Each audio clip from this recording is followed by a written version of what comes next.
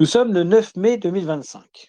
Il y a 75 ans, le 9 mai 1950, Robert Schuman faisait une conférence sur l'Europe, un exposé où il invitait à une Europe politique qui serait la somme de petits pas les uns après les autres, liant les pays européens entre eux jusqu'à ne plus faire qu'un. Mais c'est un objectif fédéraliste, comment dire, qui est projeté sur un temps relativement long. Cette conférence va servir, à partir de 1985, à dater ce qu'on appelle le jour de l'Europe, donc c'est un 9 mai. Tandis que la Russie post-soviétique, mal désoviétisée, fête le 9 mai comme un jour de victoire face au nazisme, le 9 mai est fêté dans le reste de l'Europe, notamment dans l'Union européenne, comme un jour européen au sens strict. C'est une forme ironique qui a lieu, mais c'est le cas. Alors, on va évoquer l'idée européenne de manière générale. L'idée que les Européens sont plus forts réunis, en travaillant de concert, voire même par un concept politique plus fort. L'idée, elle vient évidemment des conséquences des divisions, toujours, car c'est la prise de conscience du péril lié aux divisions qui amène à cette nécessaire unité. Quelques exemples où l'unité a fait défaut et où l'unité aurait été salvatrice. Et bien face à l'Empire ottoman, bien que certains papes et certains rois aient compris l'enjeu et voulu aider l'Empire byzantin à survivre, ainsi que les nations slaves du Sud à ce conquérant ottoman, ces alliances n'ont pas été efficaces parce qu'elles n'ont pas vraiment eu lieu. En termes clairs, il y a eu évidemment des chevaliers français et autres qui sont venus aider les Bulgares, les Serbes, les Grecs et les autres. Mais ça n'a jamais été le cas des États. Si la France, l'Angleterre, les États allemands et autres étaient venus au renfort des Balkans, l'Empire ottoman aurait été vaincu. Donc, qu'est-ce qui a amené ce sentiment d'unité? C'est un roi tchèque, un roi de Bohême, qui s'appelle donc Georges de Podiebra, qui se rend compte que si on veut vaincre cet ennemi ottoman, il n'y a pas d'autre solution qu'une alliance forte des nations d'Europe, de tous les pays, on va dire de l'Angleterre à la Moscovie, pour combattre cet ennemi de tous, finalement. Évidemment, ça ne sera suivi par aucun effet. Sous Henri IV, il y a le projet Sully. Là aussi, l'idée qu'il faudrait que les États, au moins d'Europe occidentale, travaillent en concert d'une manière harmonisée. Ça ne sera suivi d'aucun effet. Louis XIV va rester un conquérant classique au nom de la France. La guerre de 30 ans va diviser et détruire une partie de l'Europe centrale. Là encore, on le voit, l'absence d'unité amène toujours à des guerres et des divisions mortifères. Il y eut bien sûr des sursauts, la bataille de Lépante, ou encore le fait que le roi polonais Jean Sobieski ait sauvé Vienne d'une attaque ottomane. Mais ces cas héroïques masquent mal le fait que les divisions ont été évidemment extrêmement douloureuses. Et ces divisions également ont eu lieu entre, par exemple, la Russie et l'Autriche-Hongrie dans leur lutte commune contre l'Empire ottoman, ce qui a ralenti considérablement cette reconquête nécessaire. Et puis même à la fin, un exemple tout à fait significatif, les Grecs, les Serbes et les Bulgares ont un ennemi commun, donc ils sont alliés, et pourtant, ils vont se diviser aux portes de Constantinople, permettant aux Turcs de garder ce petit morceau de trace qu'ils conservent encore aujourd'hui. Là encore, vous voyez, l'unité est toujours détruite par les petits nationalismes mesquins qui se battent pour des territoires infimes et qui finalement perdent collectivement. Alors la défaite collective, on la voit sous Napoléon. Napoléon Bonaparte, au lieu d'unir les Européens, ne fait que renforcer les divisions. Finalement, c'est la bataille des nations qu'il gagne, certes, Austerlitz et d'autres, mais à l'arrivée, c'est le nationalisme anti-français. Nazisme allemand, nazisme italien et autres. Et la défaite, bien sûr, face au tsar. Napoléon Bonaparte prétend avoir voulu unir l'Europe dans ses mémoires, si on peut dire, sur son île, dans ses fameux le mémorial de Las Casas, mais quand il était au pouvoir, quand il était aux affaires, il n'a rien fait.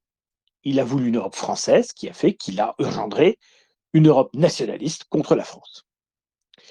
Et puis, évidemment, ça va continuer avec, bien entendu, la boucherie de 14-18. Là encore, un jeu d'alliance, une absence d'Europe politique, une absence de sentiment européen suffisamment fort, et chacun joue sa partition. Les pan-germanistes contre les pan-slavistes, par exemple, l'esprit de revanche de la France, qui veut récupérer l'Alsace et la Moselle, mais n'oublions pas aussi la conquête coloniale, qui est mue, là aussi, par un nationalisme de division. France contre le Royaume-Uni, par exemple, l'affaire Fachoda. Donc on va à la course aux colonies parce que si on ne veut pas perdre face à d'autres pays. Donc la France et le Royaume-Uni sont en tête des pays colonisateurs. L'Espagne et le Portugal vont perdre en revanche leurs colonies d'Amérique. Et puis l'Allemagne arrive assez tard, comme l'Italie, ils prennent ce qui reste. L'Allemagne va prendre le Cameroun, le Togo, la Namibie, la Tanzanie, le Rwanda et le Burundi. Et donc c'est le Cameroun, hein, voilà.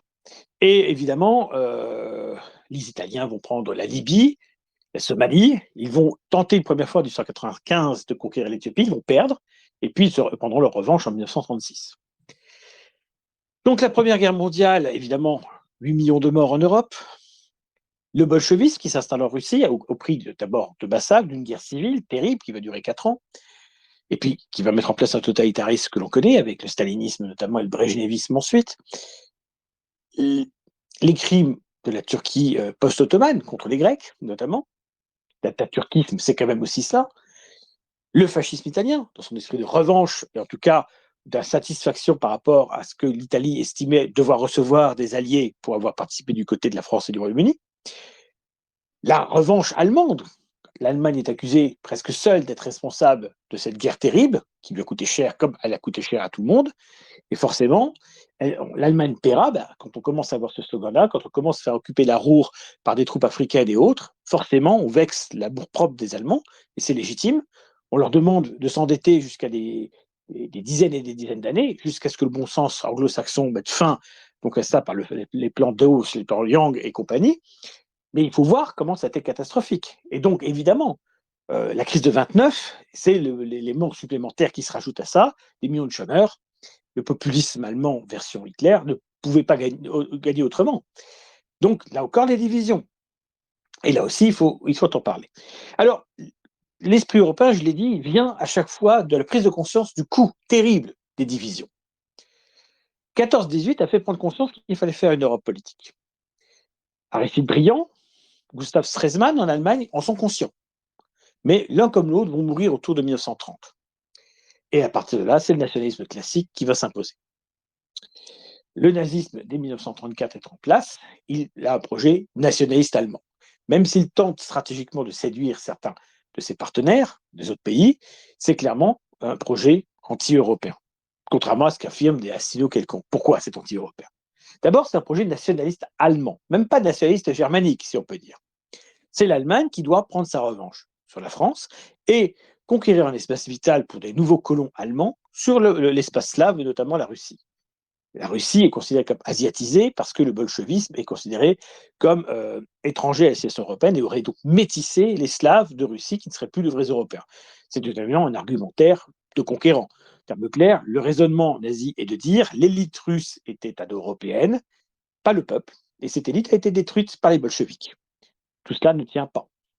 Le nationalisme grand russe a survécu au bolchevisme d'une certaine manière, sera récupéré évidemment par Staline. Il n'y a rien de plus faux. Mais c'est un alibi pour pouvoir justifier de conquête.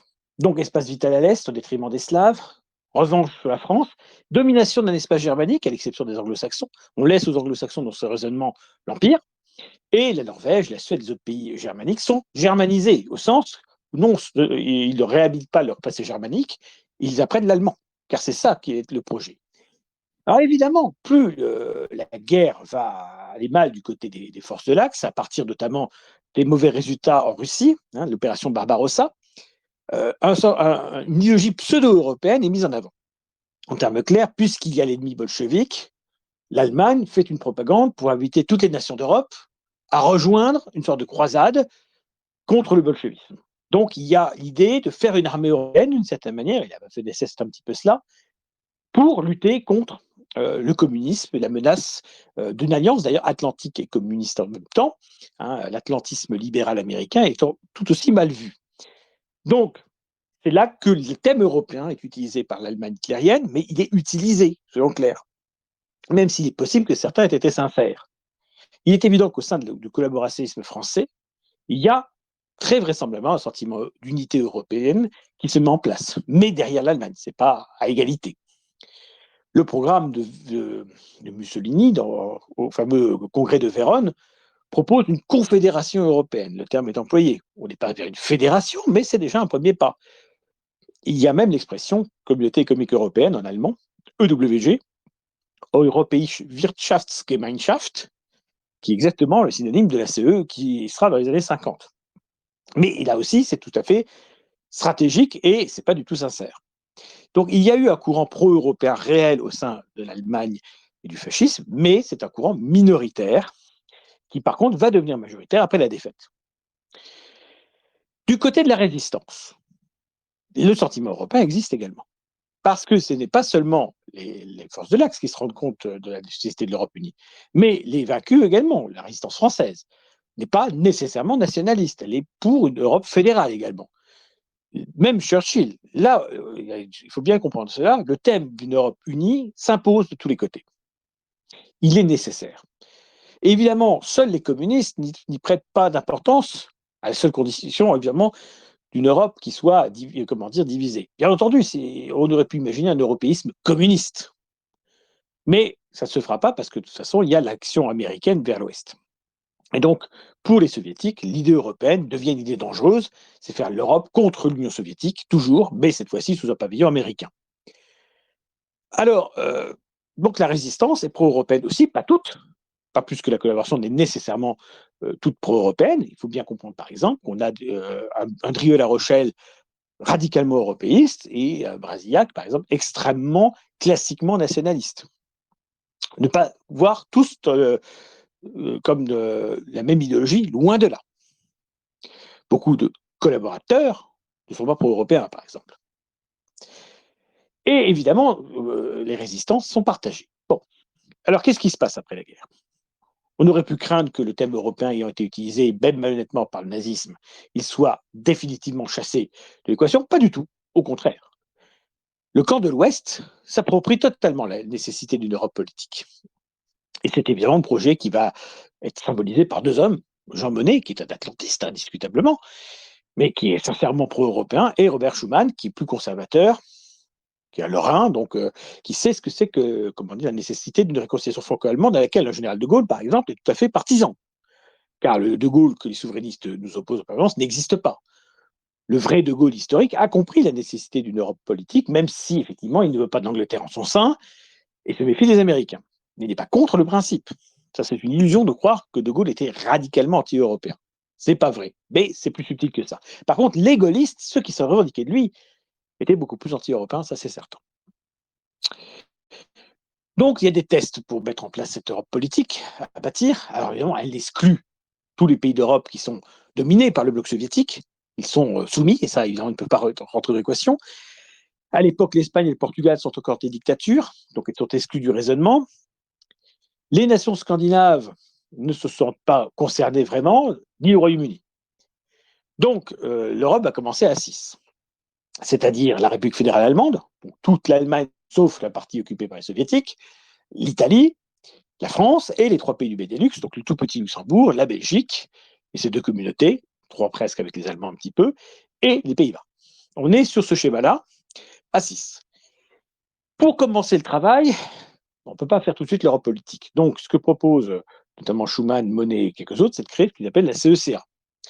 Donc, à partir d'un traité qui se met en place, cette CECA, Communauté économique du charbon et de l'acier, est un embryon d'Europe politique sur une base de données très simple. On sait que le charbon et l'acier sont nécessaires pour faire les armes, donc le côté militaire.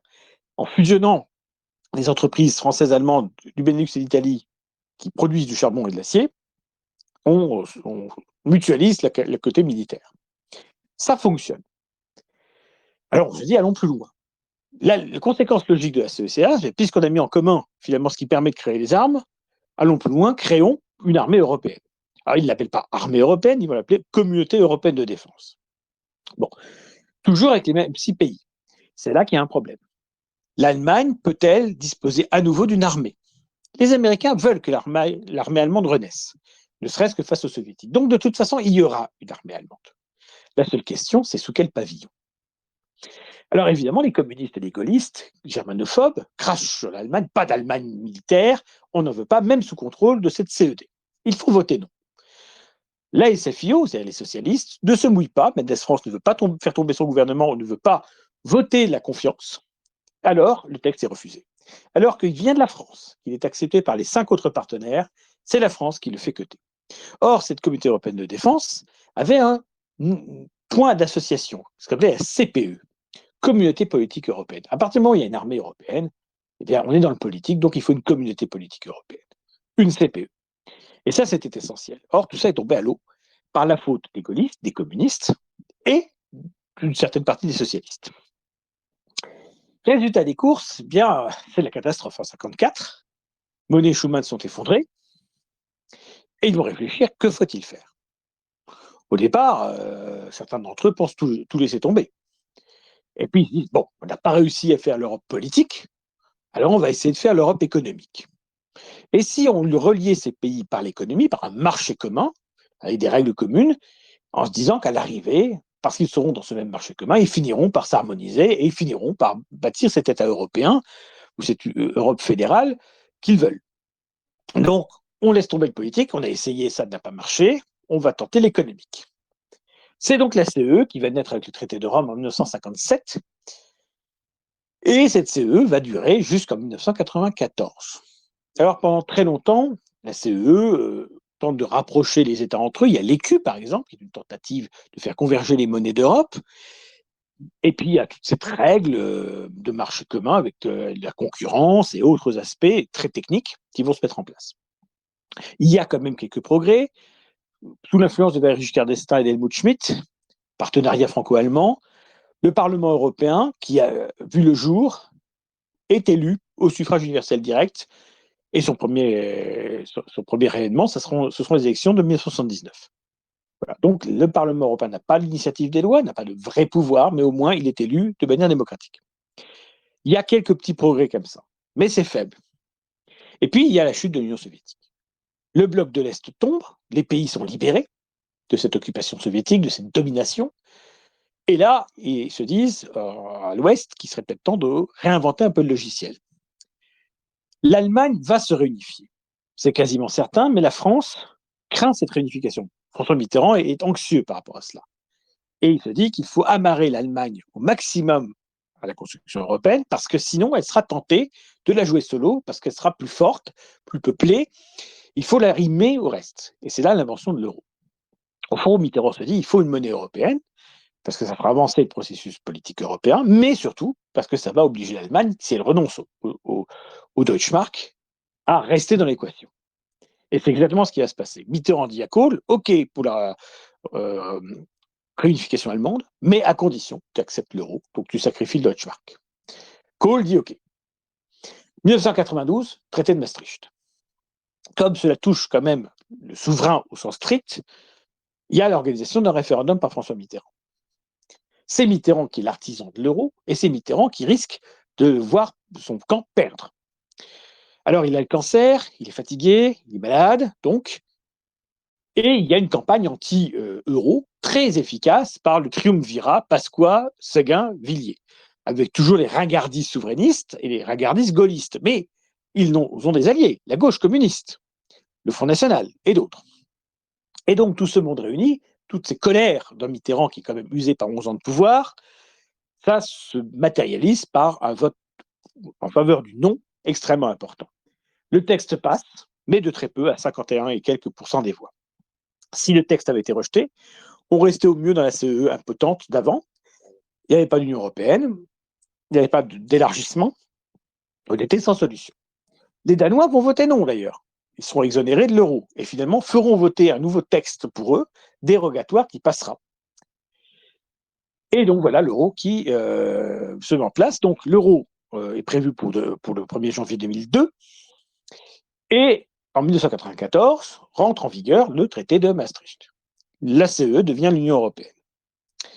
L'euro, donc, voit le jour, l'élargissement se prépare, 10 nouveaux pays rejoignent l'Union européenne en 2004.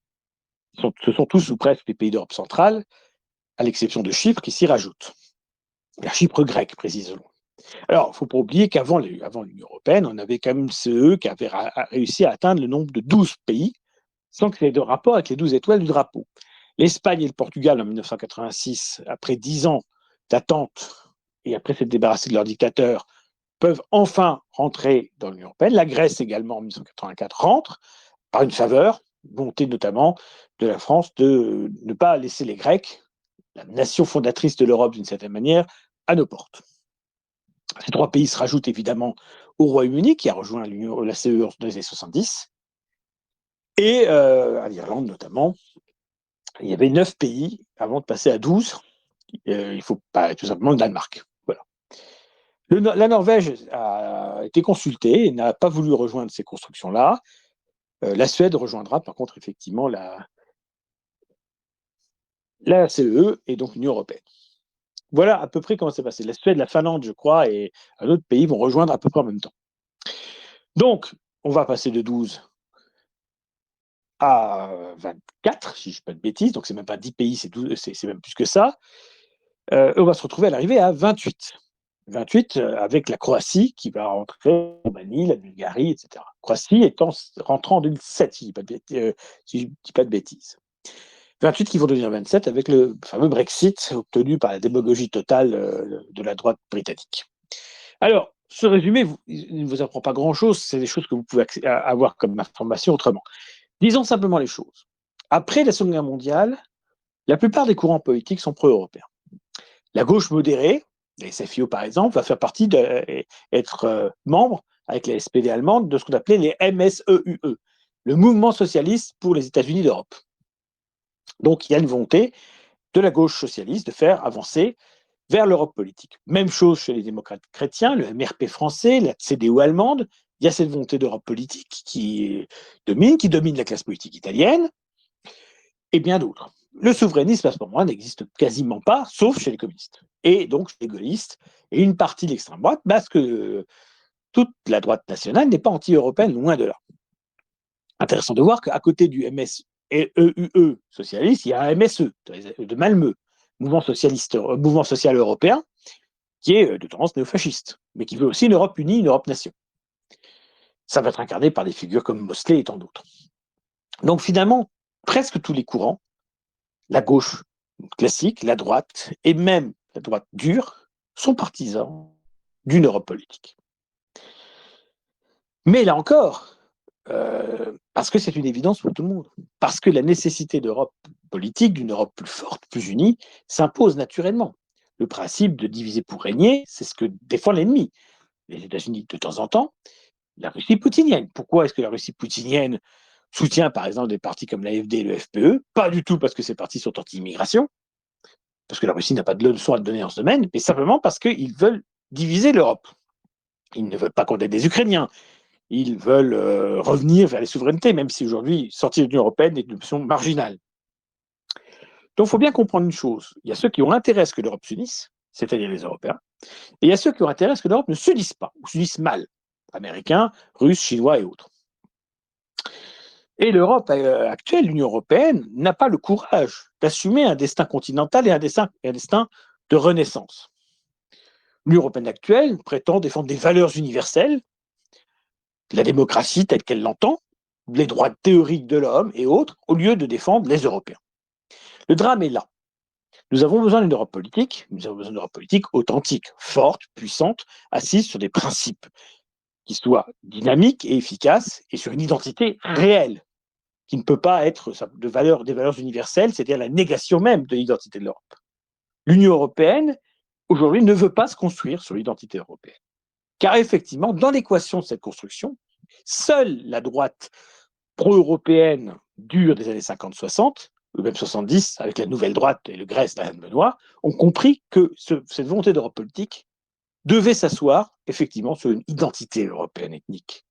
Et c'est ça le gros défaut qui fait que l'Union européenne actuelle ne répond pas aux enjeux historiques qui devraient être les siens. Et pourquoi elle ne combat pas l'immigration, qu'elle au contraire accepte, sans en être d'ailleurs la promotrice, rappelons-le, l'immigration non européenne en France et en Europe, ça vient des gouvernements des États. Ça ne vient pas de l'Union européenne, même si les gens de l'Union européenne actuelle n'y sont absolument pas opposés, mais tout comme les papes, par exemple, qui sont partisans à leur façon. On voit bien qu'il y a un air du temps qui est dans la négation de l'identité ethnique européenne. Aujourd'hui, nous avons les mondialistes qui prétendent vouloir faire l'Europe, mais une Europe désincarnée, et il y a les anti-européens qui prétendent défendre les identités des Européens tout en acceptant en réalité leur aliénation. Donc on est dans un schéma où on est coincé. D'un côté, Macron, pro-européen de façade, de l'autre côté, une Marine Le Pen, pro-identitaire de façade. Le RN ne défend pas l'identité technique des Français et des Européens, et Macron ne défend pas réellement une Europe politique. Donc nous sommes toujours dans la même équation. Et d'une certaine manière, c'est là qu'il faudrait synthétiser toutes les formes d'Europe politique qui ont été pensées dans les années 50, de gauche, de droite ou entre guillemets d'extrême droite. Il faudrait associer l'idée d'Europe politique à l'identité ethnique européenne. Les deux notions devraient être dans le même camp au lieu d'être opposées. On a donc des anti-européens prétendument pro-identitaires et des pro-européens anti-identitaires. Ça ne marche pas. Le bon schéma, c'est la fusion des deux. Mais attention, une fusion positive, c'est-à-dire c'est pas le côté souverainiste des uns et le côté anti-identitaire des autres. Hein, voyez, ce qu'il faut bien, c'est prendre les deux bons côtés, pas l'inverse. Bon. Alors évidemment, lorsqu'on lit des gens qui nous expliquent que l'Union européenne est un projet nazi, Asselineau, Villiers aussi, qui se l'était approprié, c'est à se pisser de rire. Oui, comme je l'ai dit, il y a eu, de manière marginale au sein du fascisme européen, une volonté d'Europe politique. Oui, ça existait. Mais les gens qui le défendaient n'étaient absolument pas en mesure de le bâtir, puisque les dirigeants, au contraire, ils étaient tout à fait farouchement opposés. Et ce n'est pas ce courant eurofasciste, si on peut dire, là réellement eurofasciste, contrairement à l'usage de ce terme par Astidot, Philippot et compagnie, qui est moteur de la construction européenne. Car si la construction européenne s'était bâtie sur ces principes-là, elle aurait au moins été identitaire.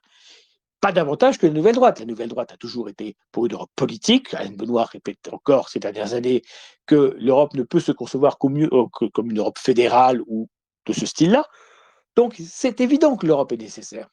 Même si l'Union européenne actuelle nous déplaît profondément, même si les dirigeants de l'Union européenne actuelle n'ont pas le niveau, à l'instar de Mme von der Leyen, mais parce qu'ils sont choisis comme tels.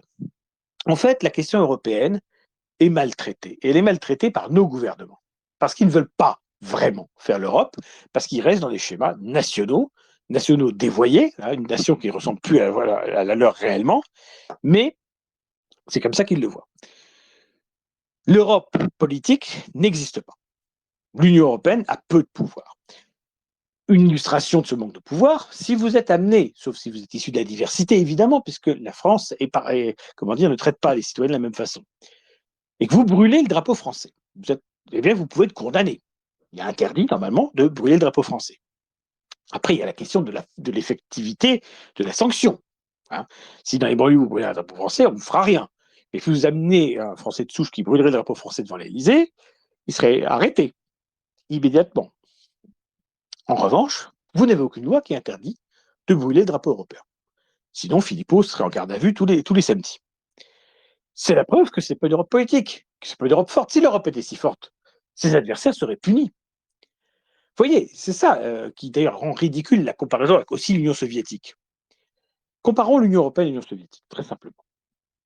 Il y avait une armée soviétique, il n'y a pas d'armée européenne.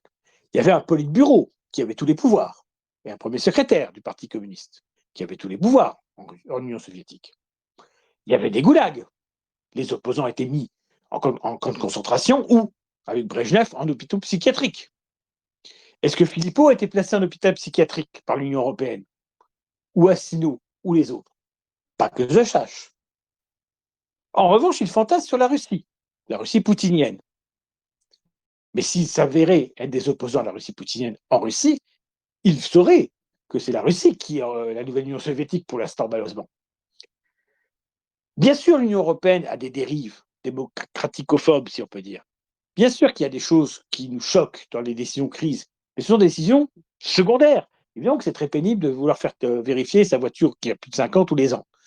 Mais est-ce que les chefs d'État et de gouvernement, français et allemands, s'y sont opposés? Est-ce que dans le Conseil européen des chefs d'État, ils ont dit non, on n'en veut pas? Le problème est toujours le même. Qui dirige? Est-ce que c'est la Commission européenne? Non. Et je vais vous dire simplement pourquoi. Prenez le Mercosur.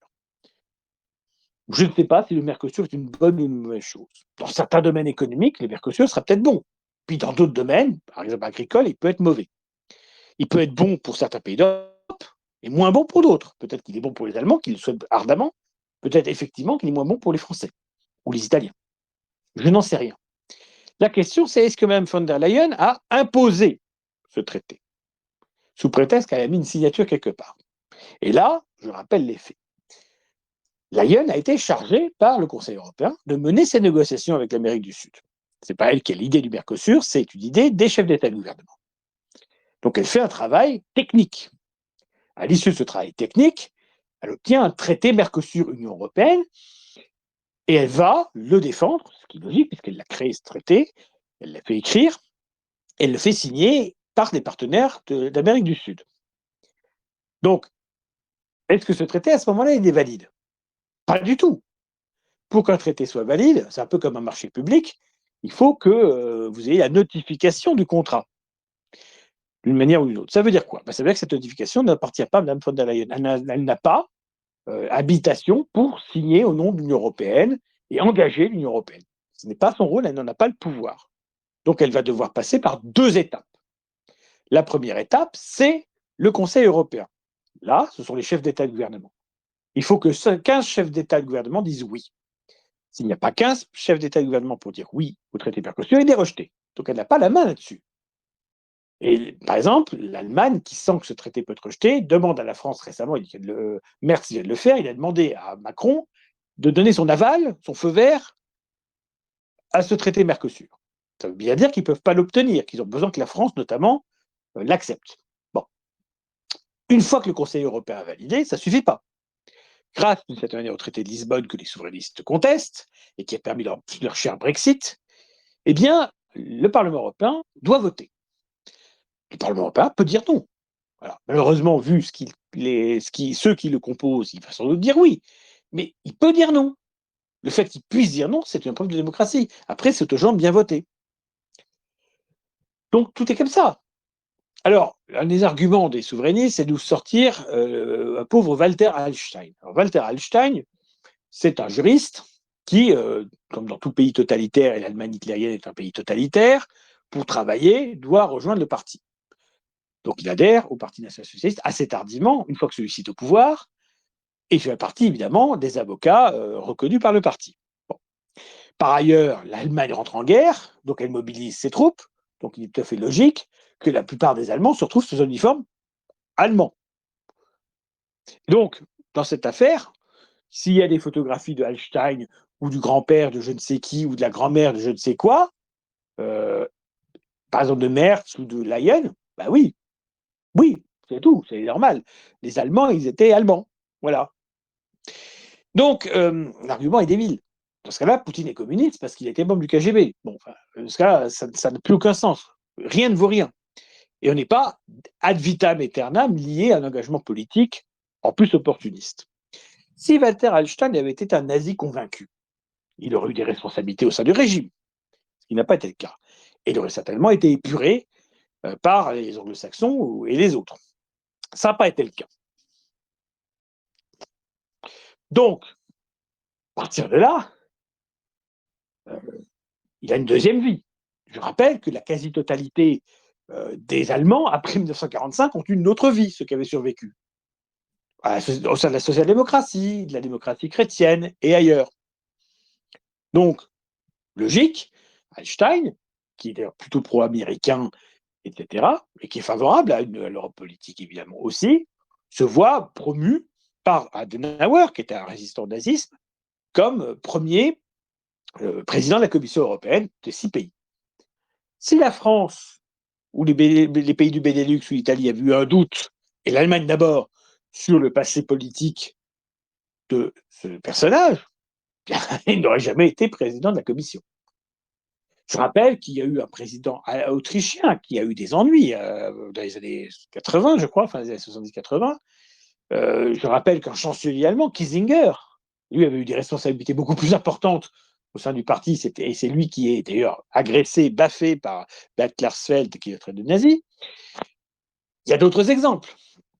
Donc évidemment qu'il y a des gens qui ont eu une seconde vie, voire autre, et parfois leur passé était bien plus lourd.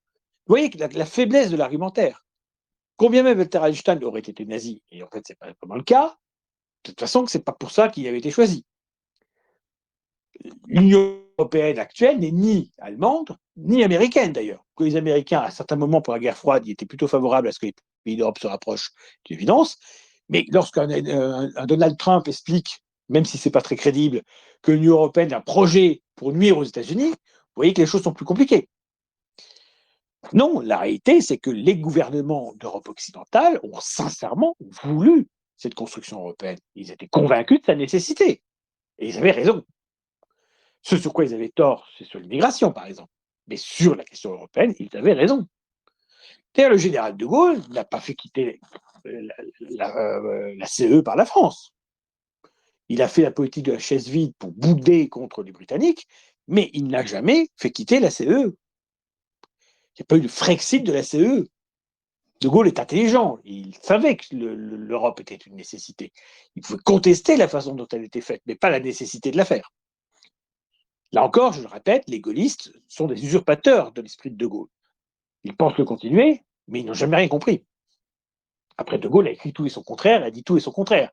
Il a pu tromper les gens aussi, comme il a trompé les partisans de l'Algérie française au début, qui ont cru sincèrement qu'il les défendait, alors qu'en fait, il voulait faire le contraire. Et lourder l'Algérie le plus vite possible, sur quoi d'ailleurs il avait raison. On pourra lui reprocher de ne pas avoir lourdé l'Algérie totalement et de manière cohérente.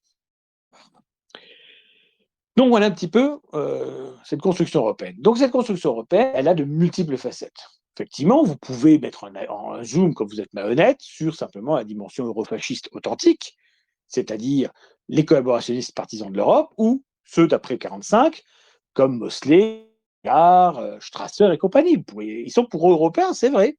Ils sont pour une Europe unie, une monnaie européenne, ça, tout à fait. Est-ce qu'ils sont au pouvoir? Est-ce que ce sont eux qui pèsent et qui influencent? Non.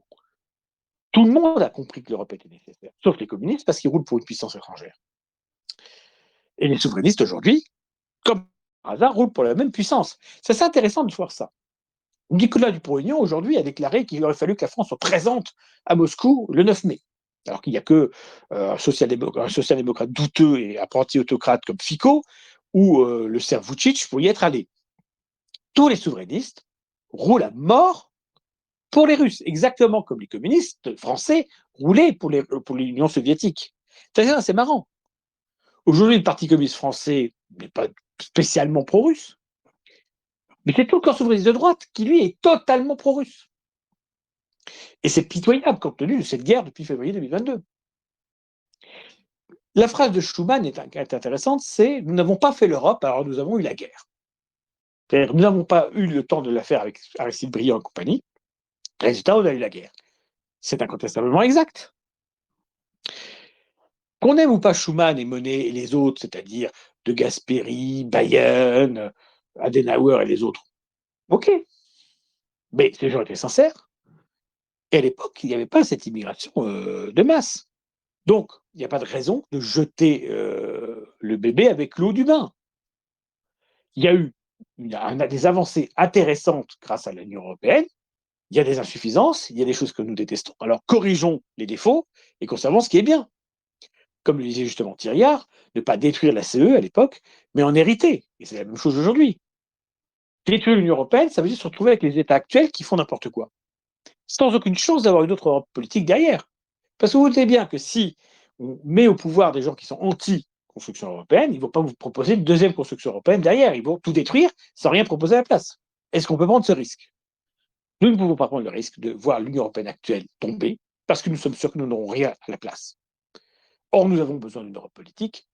Autant se servir de l'Union européenne actuelle pour l'obtenir. Allons au bout de l'équation de la construction européenne. Ne restons pas au milieu de la rivière alors qu'il y a une grosse vague qui arrive. Le retour en arrière est illusoire. Il sera épuisant physiquement et de toute façon, il y a le feu de côté de la berge arrière. La seule stratégie, c'est de finir de la traversée et accélérer le mouvement pour avoir traversé avant que la vague n'arrive. Donc, nous n'avons pas de solution de repli, il n'y a pas de retour en arrière possible. Il y a juste la stagnation et la mort à l'arrivée, ou l'avancée. Et cette avancée, elle doit être rapide. Donc, il faut réveiller l'esprit européen pour finir cette brasse coulée, ou finir ce crawl et traverser la rivière. Nous n'avons pas le choix. Bien entendu que pour traverser cette rivière, il y a des forces qui nous gênent, américains et autres. Mais c'est pas pour autant qu'il faut renoncer. Nous n'avons pas le choix. Il n'y a pas de retour en arrière possible et nous ne pouvons pas rester au milieu de la rivière. Donc, nous avançons ou nous mourons. C'est pas plus compliqué que ça. La construction européenne actuelle ne nous plaît pas? Changeons-la. Faisons-la évoluer. Réorientons-la.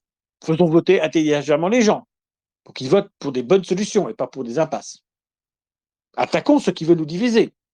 Montrons qu'ils sont malhonnêtes. incapables de gouverner, sans vision. On peut penser ce qu'on veut de Monet et Schuman, mais ils avaient une vision. Et ils n'ont pas réussi, malheureusement, ils sont morts bien avant que leurs rêves ne voient le jour. Mais ils ont engagé un processus. Des arguments comme oui, mais Monet est un agent américain, de la CIA. D'accord. Montrez-moi sa carte d'adhésion de la CIA. On peut dire ça de n'importe qui. On peut aussi accuser les souverainistes qui se réclament de la lutte contre Monet et la CIA d'être vendus à la Russie. Le problème est là. Accuser les autres, c'est facile. Faire sa propre autocritique, c'est plus difficile.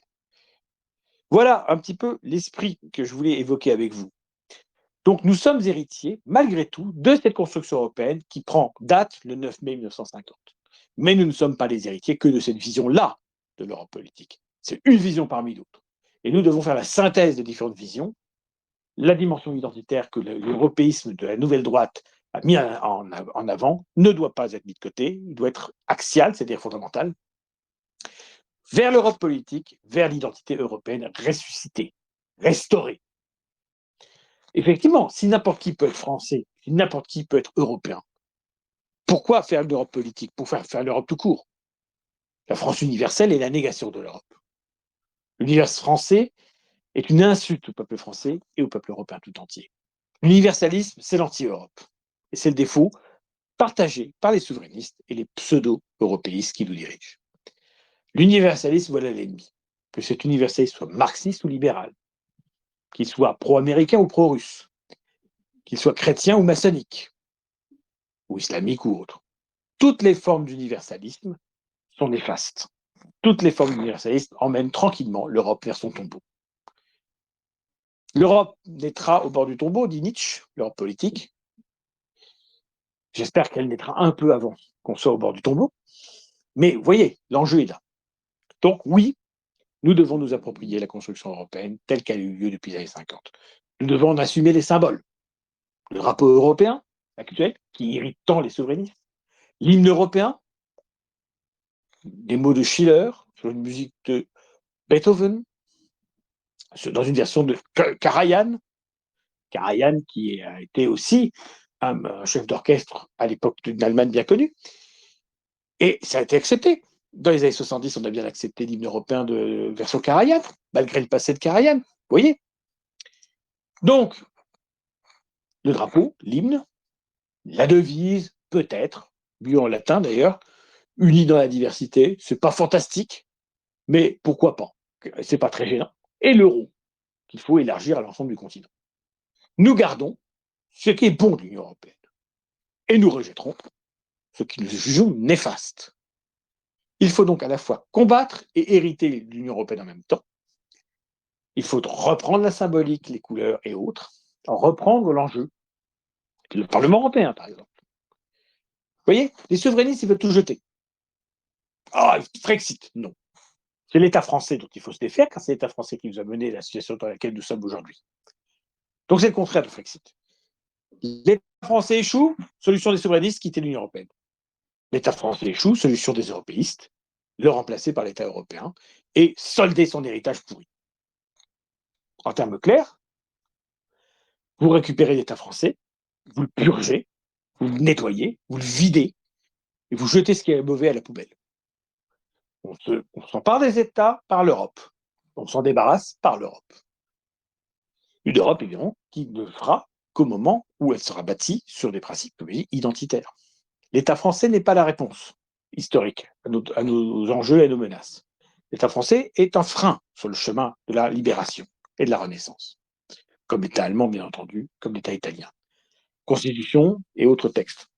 Tout cela nous empêche d'avancer, tout cela nous empêche de bâtir l'Europe politique unitaire dont nous avons absolument besoin. Donc, je voudrais que ce 9 mai 2025, vous ayez tous en tête ce que je viens de dire là.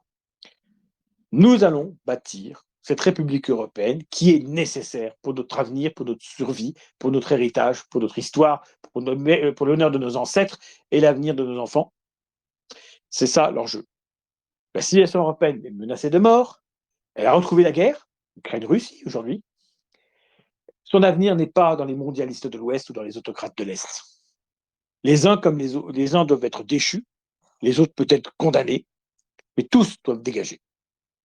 Un grand dégagisme, une sorte de poujadisme européen d'un europopulisme qui balaye à la fois les euromondialistes et les souveraino-populistes, une révolution, tout simplement, démocratique, c'est-à-dire qui s'appuie sur le peuple européen lui-même.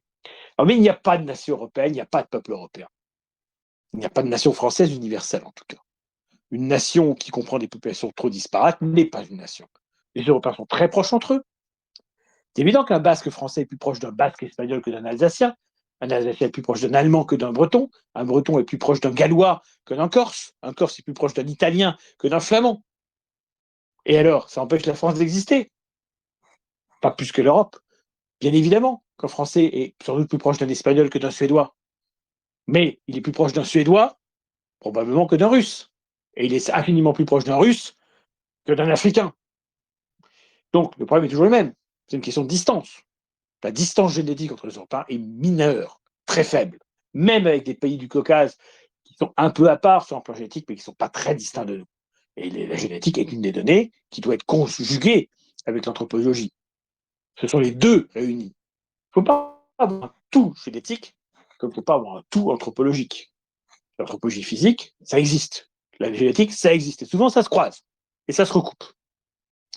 Donc, il y a un peuplement européen unitaire. Il y a, bien entendu, des variations. Et bien entendu, il y a des marges. À un moment donné, il faut mettre une limite. La limite, elle est floue.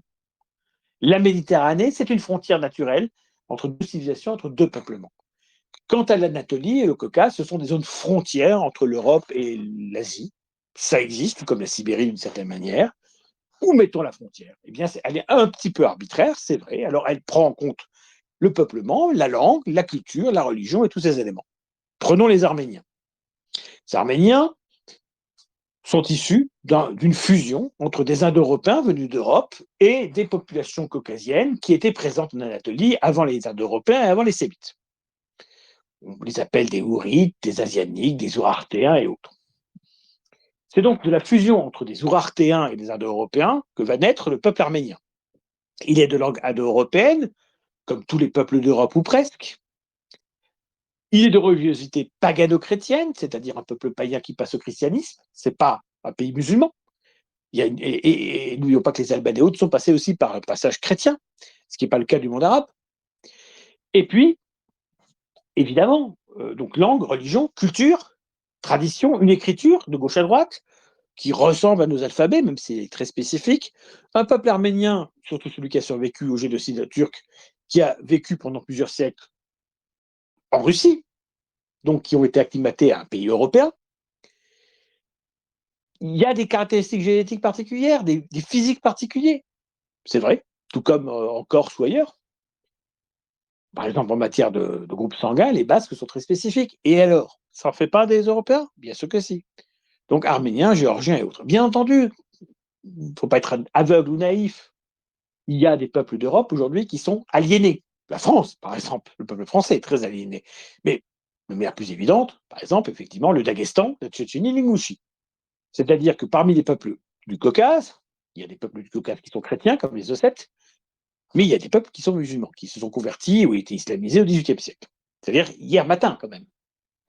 Bon, le problème, c'est qu'ils se sont islamisés face à à la Russie orthodoxe, dans des guerres du début du XIXe siècle notamment, avec l'imam Shamil et compagnie. Et puis ensuite, des nations qui ont été victimes du stalinisme, des peuples déportés et punis. Bon. Cette réislamisation est regrettable. Le pouvoir russe actuel n'y fait rien contre. Au contraire, il s'appuie dessus. Il veut des islamistes, mais pro-russes. Ce qu'il ne veut pas, c'est des islamistes anti-russes. Mais il ne veut pas non plus les laïcs anti-russes. C'est ça le problème. Sinon, la Tchétchénie aurait évolué de manière différente. Donc oui, c'est un problème. Le Daghestan et le nord-est du Caucase, ce sont des populations musulmanes qui ont été réexcitées. Par exemple, en Tchétchénie, jusqu'au XIXe siècle et même une partie du XXe siècle, c'était le soufisme qui dominait, c'est-à-dire un islam très modéré, très paganisant, pas du tout le wahhabisme. Aujourd'hui, ce sont des islamistes tendance Arabie Saoudite qui sont au pouvoir avec Kadyrov. Donc c'est un problème. On n'a jamais dit que ce ne serait pas un problème. Lorsque la Russie rejoindra l'Europe unie, et elle finira par la rejoindre une fois que ces autocrates corrompus auront été ailleurs ou en prison, il faudra bien accepter la Russie tout entière, Caucase inclus. On ne va pas créer des zones à l'intérieur de l'espace russe en disant ça, c'est pas l'Europe. C'est pas possible. Bien entendu, il y aura des statuts. Les populations non européennes, en tout point, Kalmouk, Yakout, Touva, Bouriat et autres, auront un statut à part. Ils n'auront pas d'est européenne, et ça c'est tout à fait normal. Nous avons un logiciel identitaire.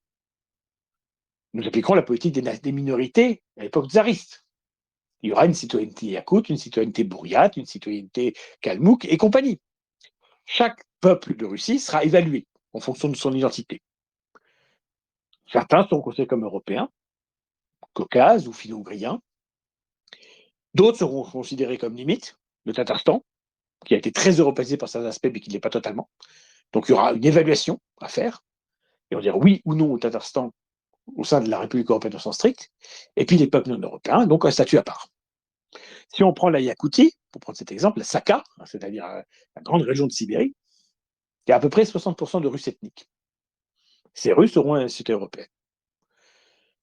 Les 40% de Yakoutes auront la citoyenneté ou nationalité Yakoute, avec des droits culturels, etc., des préservations de leur identité. Mais vous voyez, on tiendra compte du réel.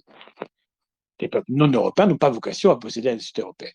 Et s'ils se retrouvent dans la grande Europe politique parce que intégrés par la Russie ou autre, comme le Groenland ou comme éventuellement la Polynésie, ça sera avec une nationalité ou citoyenneté à part. Voilà comment je conçois les choses. Donc quand on me répond, monsieur Clary, vous, la Sibérie, vous considérez que les Yakoutes sont des Européens? Non. On considère que la Yakoutie sera statutairement européenne. Mais on tiendra compte des réalités ethno-civilisationnelles des peuples, bien évidemment. Donc il y a des peuples qui auront la nationalité européenne, par exemple les Ossètes, sans doute les Tchétchènes, les Ingouches à terme, les Tcherkesses, etc. Et puis d'autres qui ne l'auront pas. Et d'autres qui auront peut-être à attendre avant de l'avoir. Voilà un exemple parmi tant d'autres de pragmatisme. Parce que souvent, les adversaires de mon discours disent « Ah, il est utopique, éthéré, etc. » Ils s'imaginent que je veux de l'Inde dans l'Europe unie, par exemple, ou de l'Iran, ce qui est ridicule. J'ai expliqué que c'était des alliés naturels de l'Europe, par l'héritage indo-européen qui nous est commun, mais des alliés, ça ne veut pas dire des équivalents. Ça ne veut pas dire que l'Iran et l'Inde font partie d'un même État que l'Europe. Non, il y aura 3 États, une grande Inde, un grand Iran, une grande Europe, point.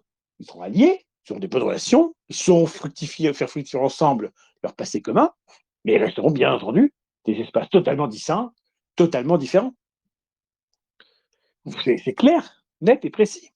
De la même façon qu'on ne va pas nier le caractère européen de la majorité du peuplement des États-Unis, du Canada, de l'Argentine, du Chili, la forte minorité du Brésil, encore l'Australie et la Nouvelle-Zélande. On ne va pas nier leur européanité non plus. Ils n'ont pas vocation à faire partie de l'Europe unie politiquement, parce qu'on ne va pas faire un territoire qui a des espaces maritimes immenses qui nous séparent. Regardez l'Australie par rapport à la France et à l'Europe, c'est quand même très loin. Donc il y aura des partenariats, il y aura des alliances fortes au nom de cet héritage-là encore commun, mais il n'y aura pas d'unité politique, même avec le Québec. En revanche, un Euro-américain qui soit de Buenos Aires, de New York ou de Ottawa, ou même du Cap, de Johannesburg, de Wellington, d'Auckland, de Canberra, de Brisbane ou d'Adélaïde, pourra demander la réintégration à l'Europe s'il le souhaite. S'il souhaite revenir en Europe, il pourra bénéficier de la nationalité européenne à sa réinstallation, lui et éventuellement sa famille. Voilà, on peut quitter l'Europe, mais on peut y revenir.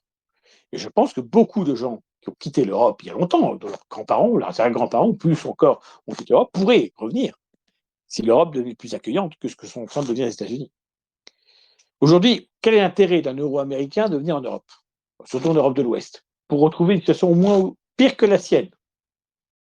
Mais demain, dans une Europe rendue aux Européens, l'Euro-américain, il préférera faire nation avec les Européens ou avec le monde entier dans une Amérique de moins en moins européenne? À moins, évidemment, qu'il y ait une sorte de deuxième guerre civile américaine, de deuxième guerre de libération américaine contre le mondialisme cette fois, pour les souhaiter. Mais ça reste aujourd'hui une illusion technique, pour l'instant en tout cas. L'avenir des États-Unis dépend de l'avenir de l'Europe et pas l'inverse. C'est l'Europe qui guérira les États-Unis, c'est la mère qui guérit l'enfant, ce n'est pas l'enfant qui guérit la mère. Voilà un petit peu ce que je voulais vous dire, chers amis. Et voilà ce qui sera enregistré au final et sur lui diffusé par votre camarade, si celui-ci le souhaite. J'arrête à cette étape-là. Je vous remercie d'avoir suivi cette conférence qui, évidemment, a duré presque 1 heure. Donc, je vais pouvoir répondre ensuite à vos questions hors enregistrement.